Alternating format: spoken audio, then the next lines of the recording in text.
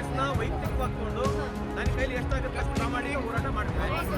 Number ಕೊಟ್ಟಿದ್ದ ಅಧ್ಯಕ್ಷರಿಗೆ ಸಾಯಂಕಾಲ ಬರ್ತಾರೆ.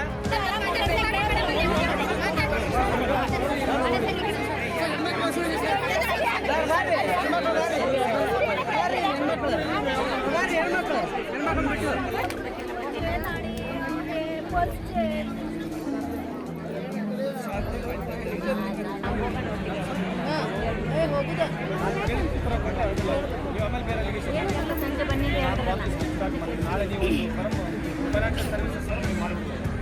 ಫೈನಾನ್ಷಿಯಲ್ ಸರ್ವಿಸ್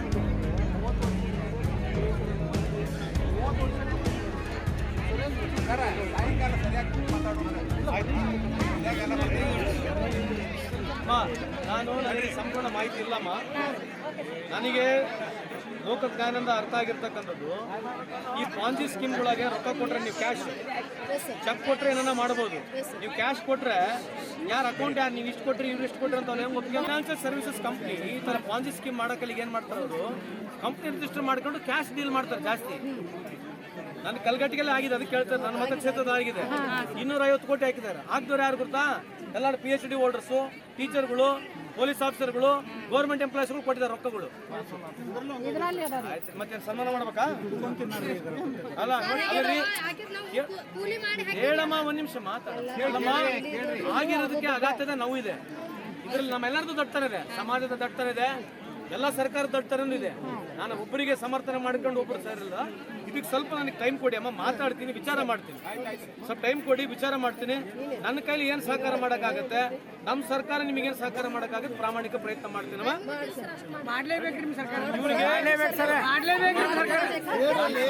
ನಂದು ಪ್ರಯತ್ನ ಇದೆ.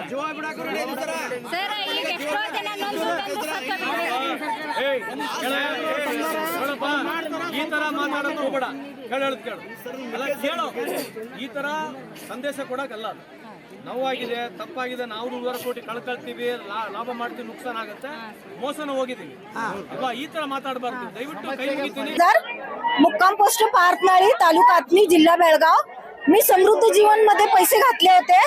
माझे 5 लाख रुपये आहेत समृद्ध जीवन मध्ये घालून, पण मी आता 10 वर्ष झाले, पण ना त्याच्यामध्ये माझा एक पण पैसा आलेला नाहीये आणि सगळी आमची कंपनी बुडाली आहे. मी 10 वेळा तिथं पुण्याला सुद्धा जाऊन आलेली आहे, पण तिथे एक सुद्धा रुपया आम्हाला परत मिळालेला नाहीये. त्यामुळे आमची सरकारला एकच विनंती आहे की ना, जो गोरगरिबांचा पैसा त्यांनी घेतला होता तो पैसा आम्हाला त्यांनी परत द्यावा, हीच विनंती आहे. आणि जो सरकार आमच्या पाठीमागे लागून, आम्ही ज्या सरकारच्या पाठीमागे लागलोय त्या सरकारने आम्हाला पैसा देण्याची आम्हाला एवढीच विनंती करावी, कारण आम्ही खूप तळीने गोरगरिबांचे पैसे आम्ही जमा केले होते. त्यांनी आम्ही जाऊन त्यांच्याकडनं जे काम करत होते त्या लोकांकडनं आम्ही पैसा जमा करून घेतलेला आहे. त्यांनी शेतात काबाड कष्ट करून तो पैसा आम्हाला दिलेला त्यांनी, पण सरकारने जो पैसा घेतलाय तो पैसा आम्हाला परत द्यावा, एवढीच विनंती आमची त्यांच्याकडे, बाकी दुसरी काही विनंती नाहीये.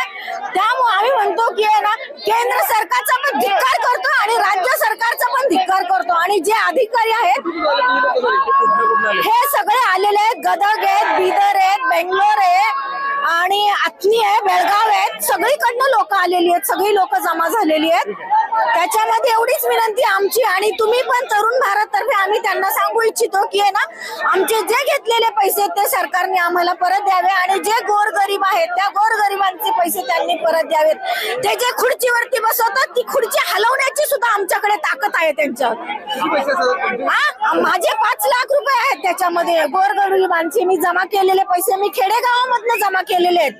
त्याच्यामध्ये कोणी श्रीमंत नाहीये, सगळ्या शेतीत. माझं शैनाज महबूब बिराजदार, मी पार्थनाळी, तालुका आत्नी, जिल्हा बेळगाव.